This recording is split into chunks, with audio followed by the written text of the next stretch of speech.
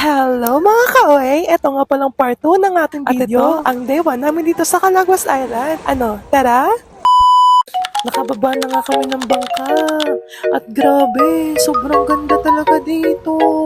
Yung tubig ng dagat, grabe, nagki-crystal blue. Di nga mag-sink in sa utak ko na makakabalik pa pala ako dito. Kasi alam nyo, para ka talagang nasa paraiso dito. Dumiretso nga agad kami dito sa kinuha naming kabana. Para kahit papano, makapagpahinga na. Medyo mahaba rin kasi yung biyahe dun sa bangka. Siguro nasa 2 oras din mahigit. Kaya medyo napagod din talaga kami. Pero pag nakarating ka naman, napaka worth it talaga. Maya-maya nga, narinig ko na naman to si Batang Ee. Naku, nag-uumpisa na naman siyang mag-rap.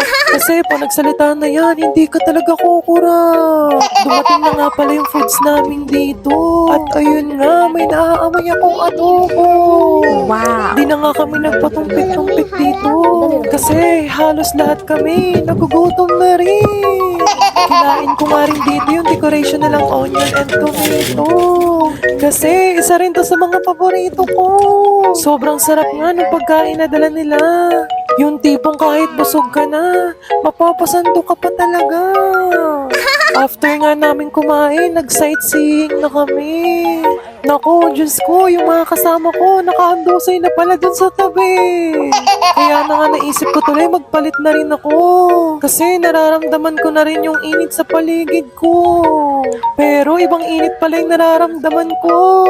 Kasi may makikita pala akong maganda sa paningin ko. Wow! Maya-maya nga, nag-akita na kami pumunta sa tindahan. Kasi hindi lang pala ako yung may init na nararamdaman. Lumabas kami kasi gusto naming maghanap ng may inom. Kaso parang ibang inom yung mangyayari. Kasi biglang kumaway sa amin yung Sito tsaka Jinari. Pero syempre, joke lang yun. Ang hinahanap talaga namin yung manggang shake sa melon. After nga namin bumili, bumalik na agad kami sa may kabana. Syempre, para ituloy yung pagpapahinga. Maya-maya na nga, nagkakita na kami para magpalit. Saka makapag-shower na rin kahit saglit. Pakatapos nga namin, sinimulan na ulit namin maglakad. Syempre, alangan namang lumipad. Grabe, sobrang dami nga namin nakasabay dito na mga guests. Kasi halos lahat ng kabana sa katen, punong-puno. Dumiretso na nga kami sa beach para maligo. Grabe, hindi ko talaga in-expect na mag-enjoy ako ng ganito. Wow! Syempre, kailangan nating sulitin yung oras. Para naman may alaala tayong nagawa kapag ang araw na to ay lumipas. Oh yes! Wala talaga akong ibang masabi.